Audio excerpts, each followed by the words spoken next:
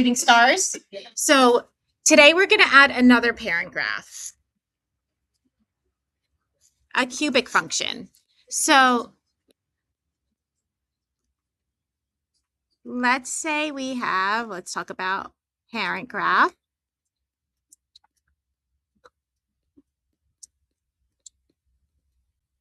Is going to be y equals x to the third power.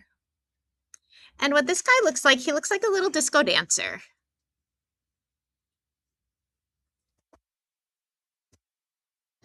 And so he's a disco dancer that turns at 0, 0.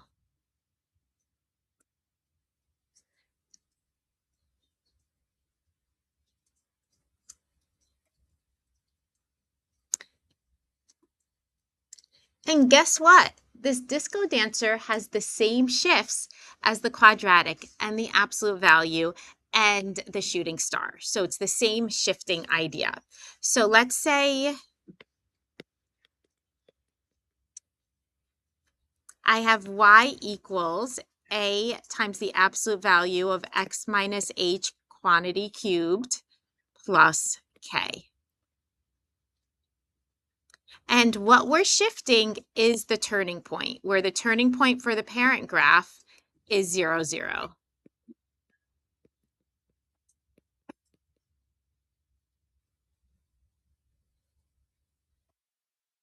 So A is going to be the way the disco dancer is moving. So if A is positive, it's going to be just like the disco dancer that we saw, where it's starting in quadrant 3 and going to quadrant 1. If A is negative, we're going to start in quadrant 4 and go to quadrant 2. Like that.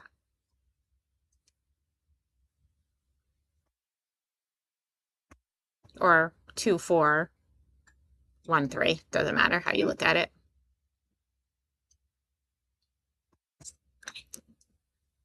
H is going to be the horizontal shift of the turning point.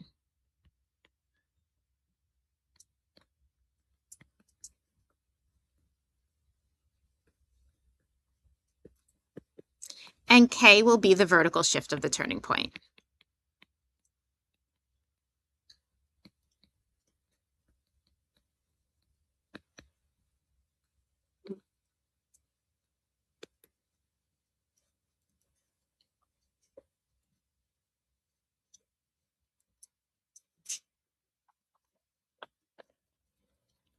Hey, let's do a problem.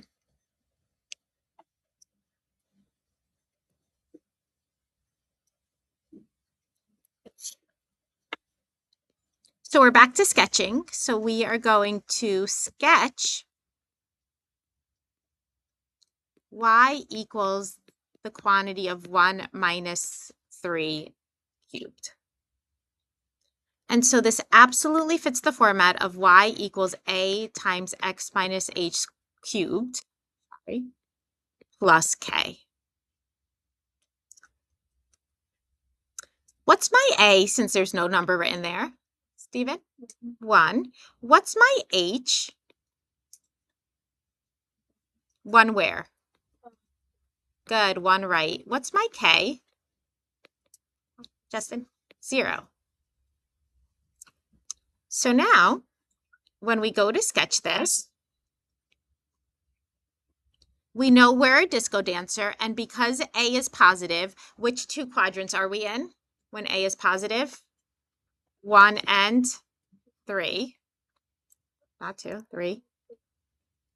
Now we're shifting our turning point. My turning point is shifting 1 unit to the right. Am I moving up or down at all? No. All right, and now to help me figure this out a little bit more, I'm going to find my x and y intercepts, but I already know my x-intercept. How do I already know my x-intercept? because that's the turning point. So we know our x-intercept is going to be the point 1, 0. I don't need to find it again. And now the y-intercept, how do I find the y-intercept? Put what? Equal to 0? I'm sorry, I didn't hear you. X, good. We're going to set x equal to 0. So we have 0 minus 1 cubed. So the y-intercept is going to be 1. Oh, sorry, negative 1. Sorry. I'm so used to squaring. So now we're going down 1. Okay, so now what does this look like? It looks like we're coming and then turning up there. I should probably make it a little bit more visible for the turn. I'm the worst at the disco dancers. There we go. I think that's the best way to do it.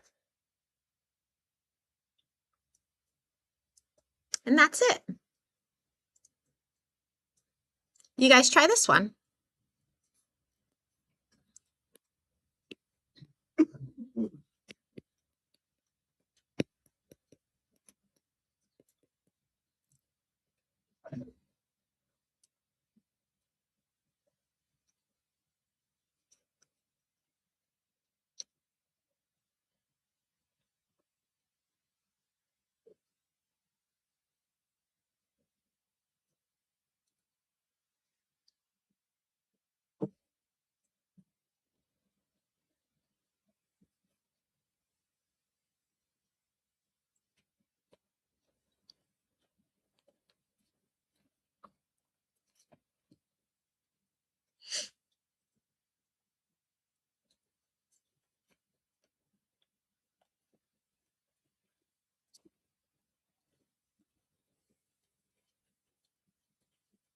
I do want you to find the x and y intercepts as well.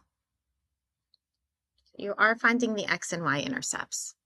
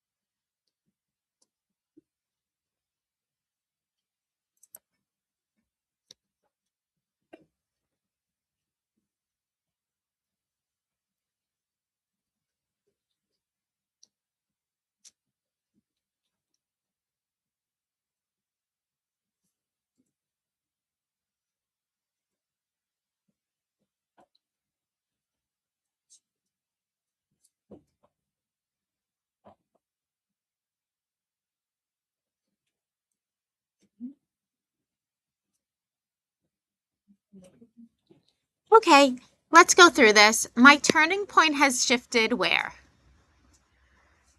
Justin? Good, right 2 and up 1. And because A is negative, which quadrant am I going to be in? So we're going to start in what quadrant, end in what? So we're going to start here or end here, right? Or start in 2, end in 4, or start in 4 and end in 2. It doesn't matter. All right, so now I need my x and y intercepts. When I come to get my x and y intercepts, I'm going to plug in 0 for y for my x-intercept. I'm going to subtract that 1 over.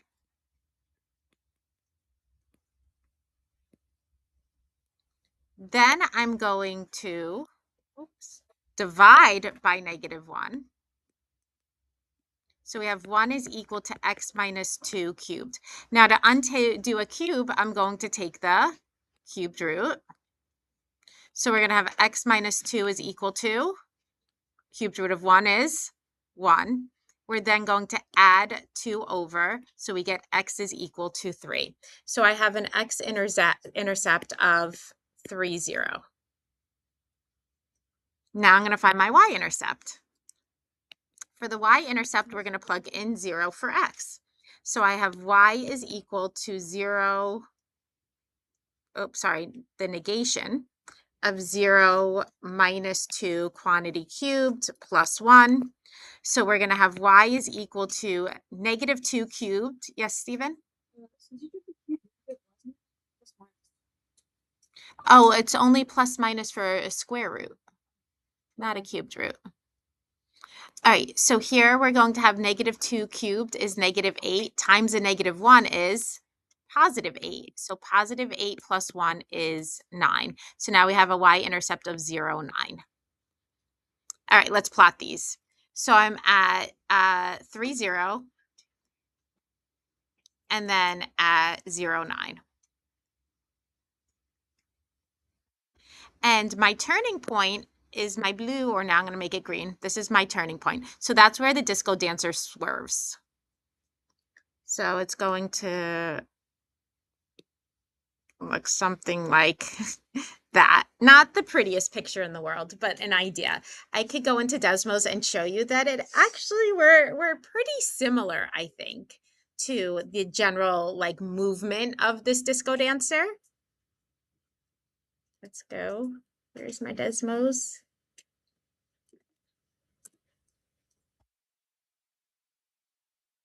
So we have y equals the negation of the quantity of x minus 2 cubed plus 1. Oops, not equals 1, plus 1. I mean, isn't that close enough, right? Good enough. It's the general movement of this disco dancer, right? All right, so let's keep going. So that is the end of disco dancer. Now we're going to talk about absolute value. We've actually taken absolute values of quadratics before. Do you guys remember when we did that? When we took the absolute value of a quadratic, a lot of times it ended up looking like a what? A W. Let's do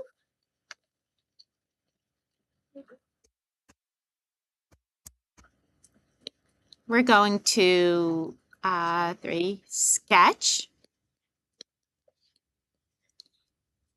the x equals the absolute value of y squared minus 1. Ignoring the absolute value lines, what is this? No. Good. It is the inverse of what function? An x cubed? No. Oh, wait. Y is equal to x. Yeah, what is that? Y equals x squared. What is it? Good. Yeah, this is an inverse parabola, right? An inverse of a parabola. And we know how to graph these. What does an inverse of a parabola look like? A sideways parabola. So now we want to sketch the absolute value of this sideways parabola, this horizontal parabola. Well, in order to do this, we first have to sketch the parabola and then take the absolute value of it. So let's say I have x equals y squared minus 1. Is that 1 referring to the h or the k? Stephen? The h. This is x equals y minus k quantity squared plus h. So this is x equals y minus 0 quantity squared minus 1. Doesn't that make sense to everybody? So my k is 0 and my h is negative 1 and my a is what? 1. So let's sketch this. What should I find? What am I going to tell you to find? Yeah, but aside from the vertex also, xy intercept. X-intercept is going to be x is equal to 0 squared minus 1. Oops, sorry, not absolute value. We're not taking the absolute value. So 0 squared minus 1. So x is equal to negative 1. So I have an x-intercept of negative 1, 0. And now the y-intercept, we're going to have 0 equals the I keep doing absolute value. 0 equals y squared minus 1. So we're going to have 1 is equal to y squared. So what is y? Plus minus 1. So our y-intercept are going to be 2 y-intercepts. We're going to have 0, comma, plus minus 1. All right, now we can sketch.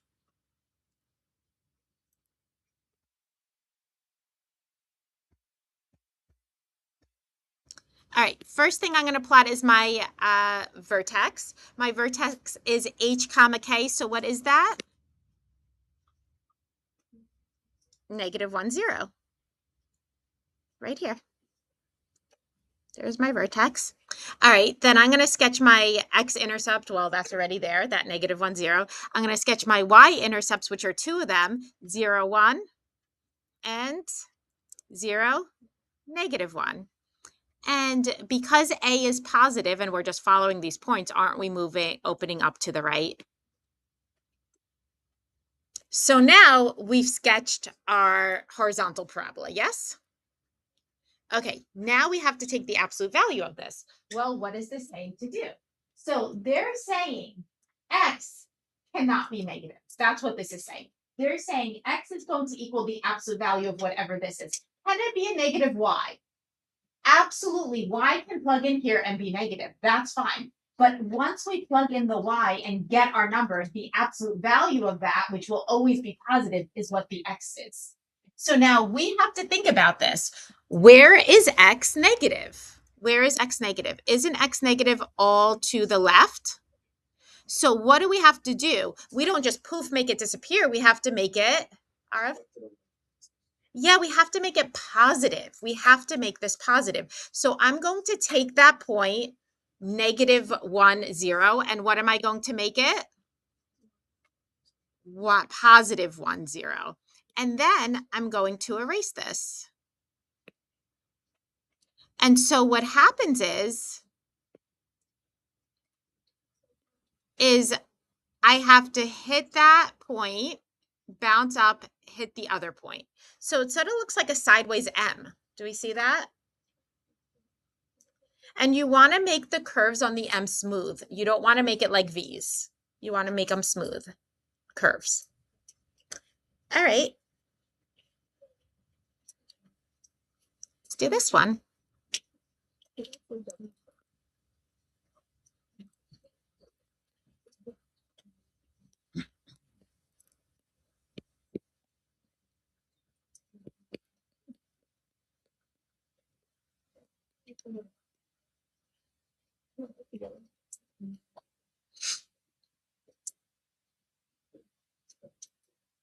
Okay, I know I have that negative on the outside of the absolute value lines. I'm actually going to ignore it right now. We're going to ignore that negative.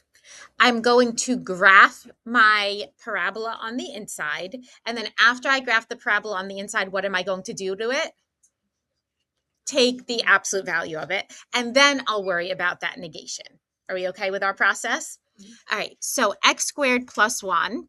This is, let's write it out, y equals x squared plus 1. This is in the format of y equals a times x minus h squared plus k. So if we're writing it in that format, it's a times x minus 0 quantity squared plus 1. Oops, sorry, my a is 1. So my h is 0, my k is +1, our a is 1. I want to find our x and y intercept. X-intercept is going to be 0 equals x squared plus 1. What happens here?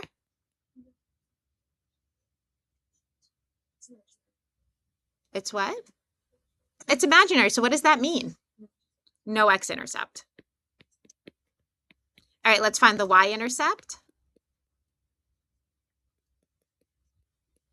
So our y-intercept is the point 0, 1. All right, let's go and sketch this now.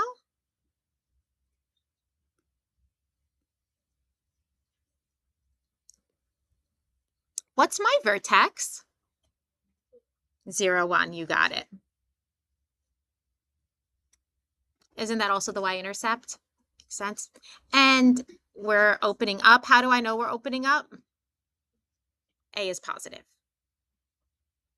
Okay, so now it's saying I need to take the absolute value of this, which means y can't be negative. Well, is y negative anywhere here? So isn't this the image of the absolute value already? So it's sort of like when I say, what's the absolute value of 5? It's 5. It's already positive. This is already positive. We're good with the absolute value. So now there's one more part of this. Now there's that negation on the outside.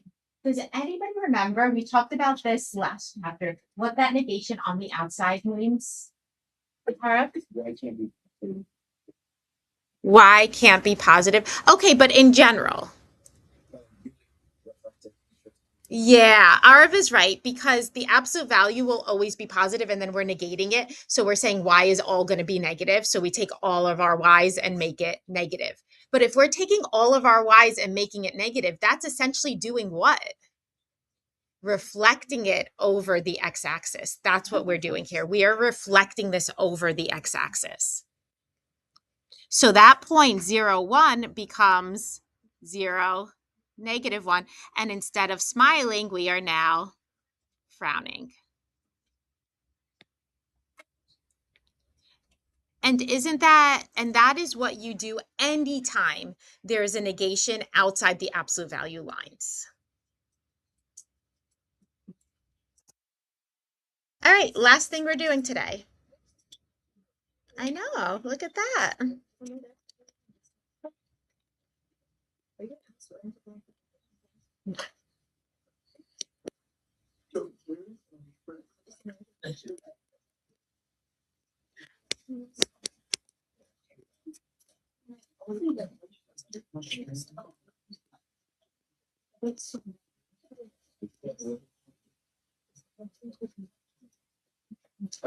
Okay, so let's say I have some function, a random function. It's not like a famous one.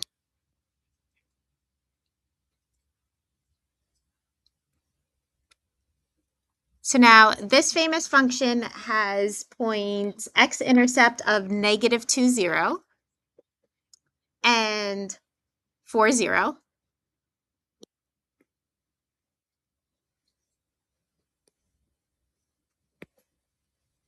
And has a y-intercept of 0, 3. And looks something like,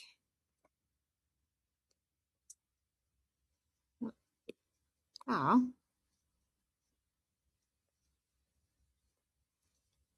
I'm going to get this right. Something like that. I wanted this more curved. Something like that. Okay.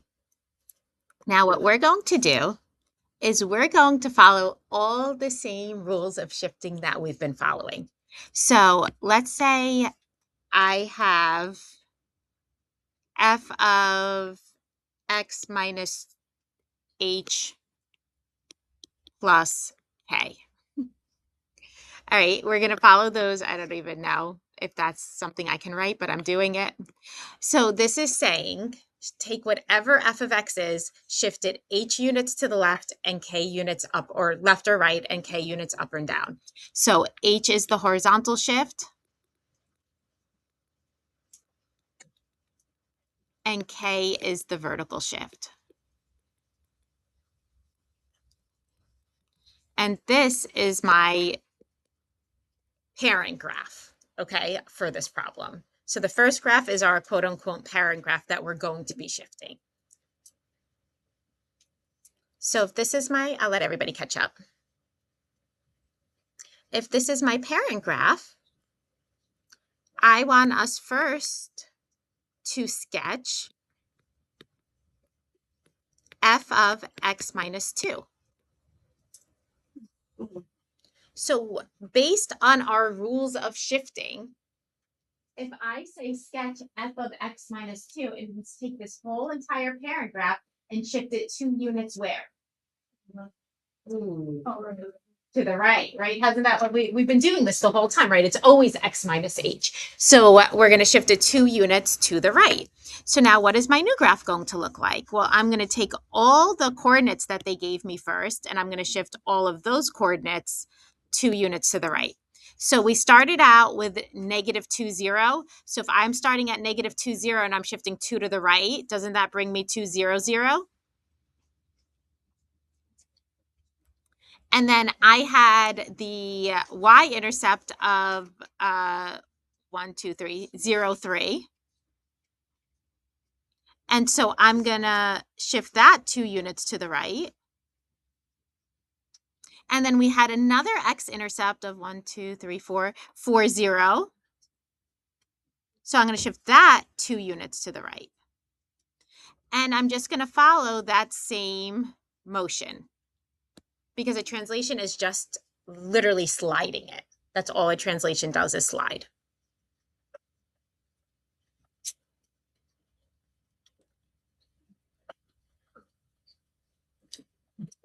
So you guys tell me, what do you think in part B when I say sketch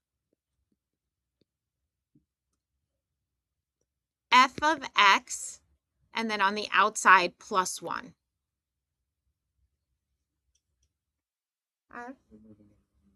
Good. We're going to go back to our parent graph and we're going to shift everything 1 unit up.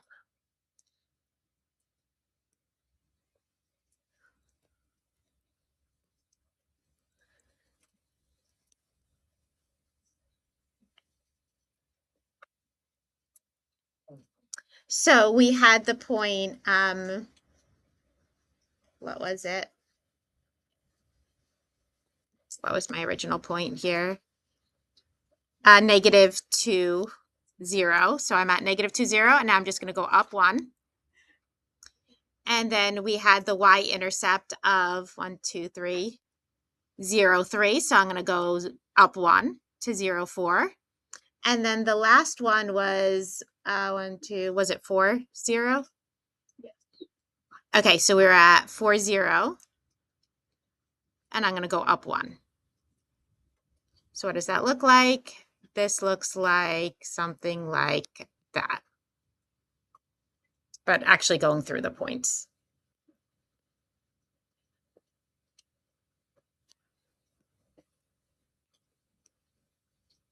And it's just a general idea of what it looks like.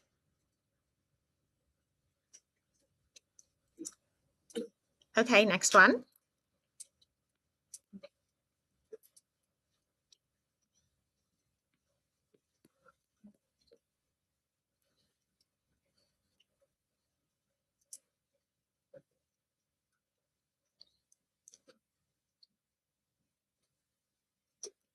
What do you think this means, the negation of f of x?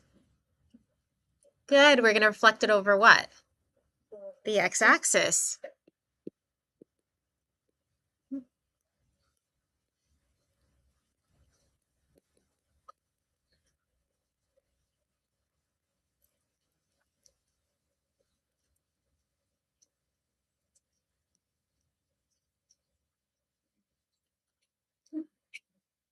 So 2, 0 stays 2, 0. 4, 0 stays 4, 0. But the point, what was it, 0, 3? Yeah, the point 0, 3 becomes the point 0, negative 3. And so it looks something like that.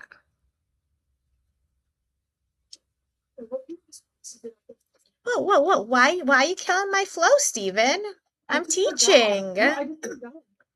Whoa, whoa. Wow. Stephen. All right, last problem for today.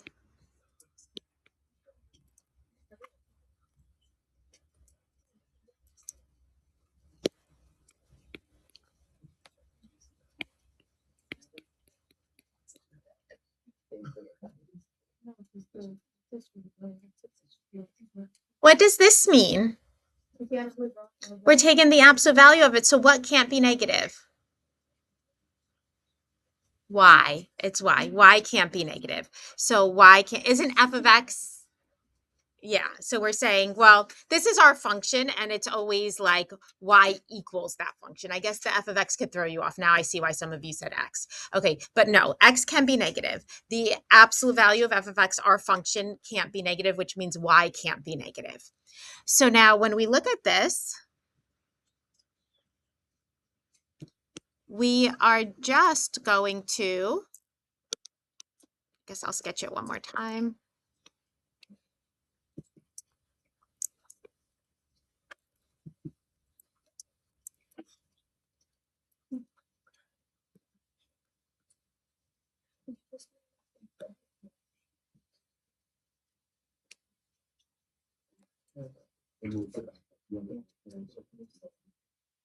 So now there's not too much problems here. It's just this and this. Do we agree? So we got to just sort of reflect those up. What does that look like? It means that this is going to be like that, and this is going to be like that. That's it. Yeah, we're done. We're done with Unit 12, guys. Let's go.